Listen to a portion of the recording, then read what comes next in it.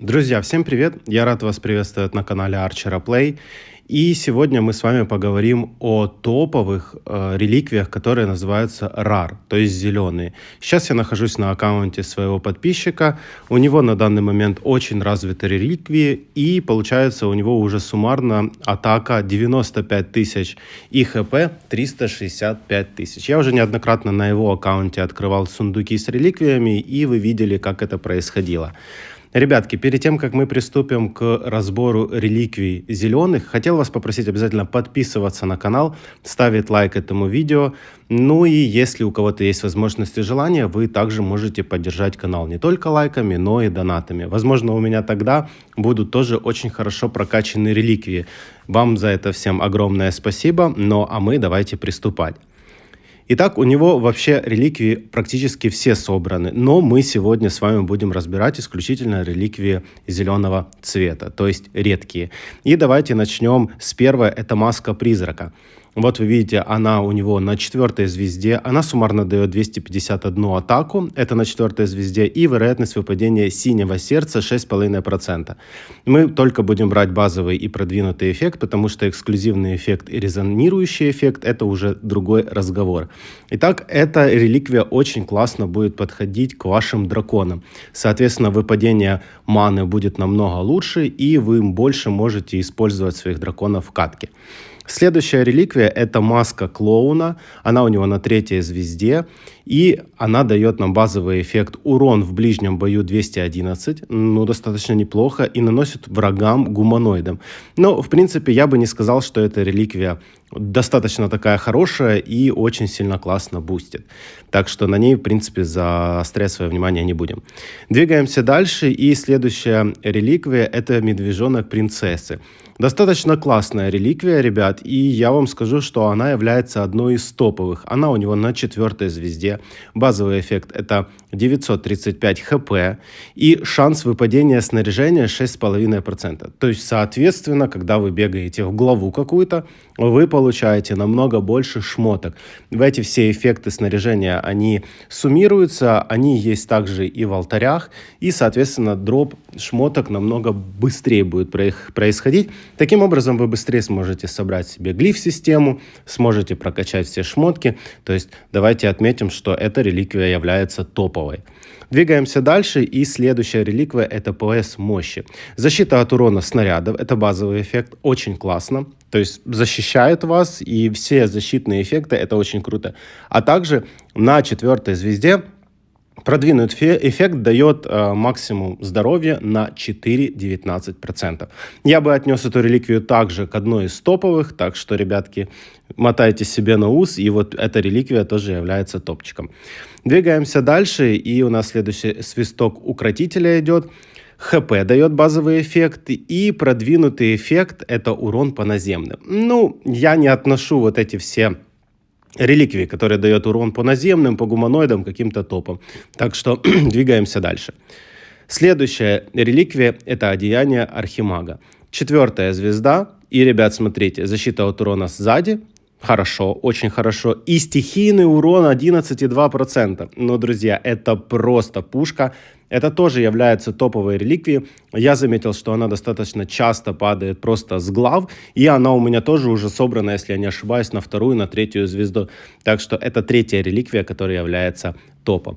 Двигаемся дальше. Сверкающий самоцвет дает защиту от снарядов. Отлично. И усиление снаряжения, ребят. Соответственно, ваше все снаряжение на 3,5% будет выше на 3-й звезде. Тоже относится к топовым реликвиям зеленого цвета. Двигаемся дальше. Цветок вечности дает ХП дополнительно и целительный эффект красного сердца 5,5%. То есть, в принципе, эта реликвия очень классно подходит, например, таким героям, как Офелия, которая является сейчас метой в ПВП, и когда взрываются ее маленькие клоны, они вам возвращают какое-то количество ХП. Так вот, на 5,5% это ХП будет больше. Но я не отнесу эту реликвию к топу.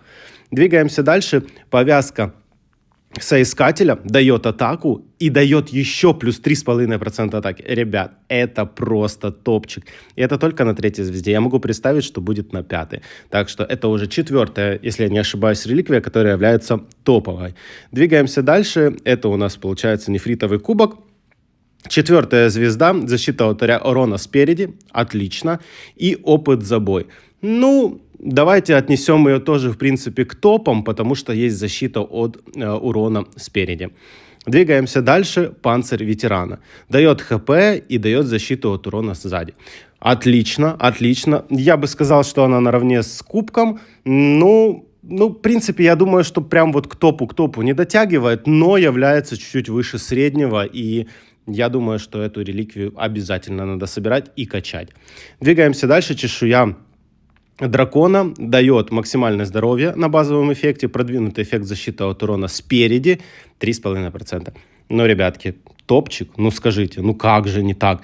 Смотрите, защита от урона спереди. Это лучше, чем защита от урона сзади, потому что в основном всегда у вас дуэль происходит лицо к лицу, ну и, соответственно, защита от урона спереди является топом. Двигаемся дальше. Драконий зуб дает атаку на базовом эффекте, и продвинутый эффект – это сила маны плюс 8,5%. Зацикливаться на этом совершенно не будем. Не является топом, просто достаточно неплохая реликвия, которая немножечко вам пробустит вашу атаку. Двигаемся дальше. Телескоп ученого дает урон по стрелкам и урон от звезд и метеоритов. Ну, не могу сказать, что это топ, ребят, но достаточно неплохо, потому что урон от метеоритов и звезд в PvP-режиме может сыграть злую шутку с вашим противником. Вы прячетесь, стреляете, метеориты попадают в противника, урон от метеоритов и от звезд на 10% больше. Класс, но не топ. Двигаемся дальше. Нога пирата дает 238 базовый эффект, это на третьей звезде, и урон по врагам, но это, соответственно, по всем врагам, плюс 3,5%. Не топ, но достаточно хорошая. Я бы даже отнес ее чуть-чуть выше среднего. Следующая реликвия – это Великий Двуручный Меч. Ребят, дает 290 атаки на четвертой звезде, урон по боссам 4,19%. Не знаю, ну... Пусть будет, но далеко не топ, но хотя вашу атаку, в принципе, немножечко пробустит. Следующая реликвия – это целительное зелье, дает ХП и дает выпадение здоровья плюс 5,5%. Соответственно, вам чаще будут падать красные сердца в главах, вы сможете больше возвращать себе ХП. Достаточно неплохая реликвия, но я не могу сказать, что она тоже является топом. Так, для коллекции, конечно, пусть будет.